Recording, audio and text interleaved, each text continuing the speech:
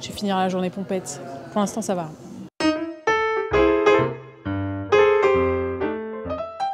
Alors on est dans un millésime 2013, donc c'est un vin qui... Millésime, ça veut dire que c'est un bon vin, c'est ça?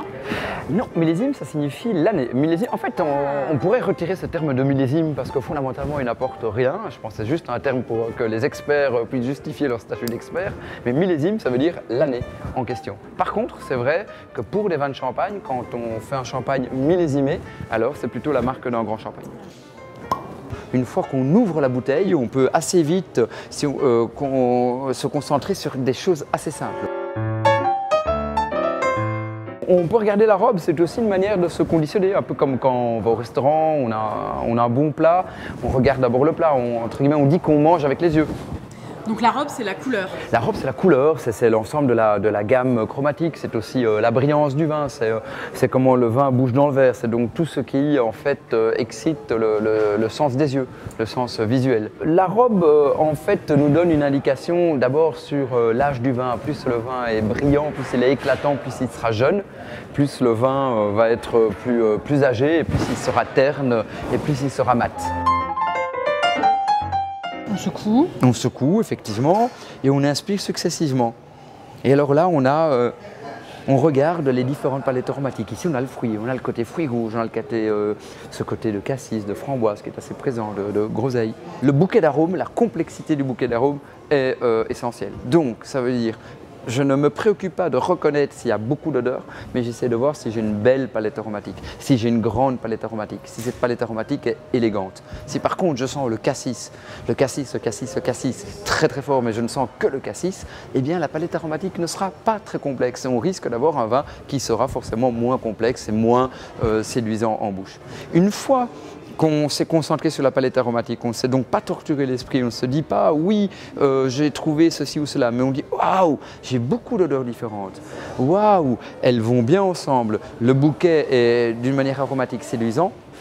On va tester le vin en bouche. Alors, la palette aromatique, c'est les différents fruits, groseilles... Non. Encore plus simple que ça. C'est des familles aromatiques. C'est j'ai des fruits, j'ai des fleurs, j'ai des épices, j'ai du bois, j'ai du cuir, j'ai du champignon. Donc ce sont les grandes familles aromatiques. Alors, moi, je peux donner aux débutants un truc. On va le boire en 2 étapes. La première étape, on le boit simplement voilà, pour avoir le produit en bouche, pour le tester en bouche. Et puis lors de la deuxième étape, on va essayer de se concentrer sur ce que le vin donne au début, au milieu et à la fin de bouche. Et alors on regarde si on a là aussi une attaque qui est séduisante, si elle se poursuit agréablement et si le vin continue en finale, comme on dit, continue à être séduisant. On devrait retrouver d'ailleurs en finale une partie des arômes et des senteurs qu'on avait sentis au nez. Et si tout ça est un peu concordant, eh bien il ne faut pas être un grand spécialiste, on peut se dire qu'on avait plutôt un chouette vin, un vin sympathique, un vin agréable, un vin qu'on est fier d'offrir à des amis. Alors on va tester en bouche.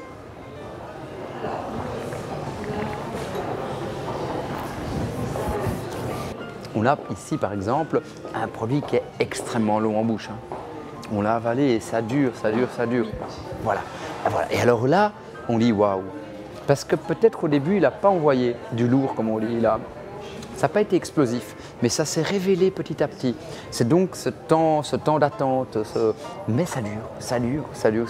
Et ça, je pense que c'est vraiment la marque d'un grand vin. J'aime bien prendre la métaphore d'une rencontre. Quand on rencontre quelqu'un pour la première fois ou pour la deuxième, ou quand on rencontre quelqu'un, il y a l'impression que vous donne la personne au premier abord.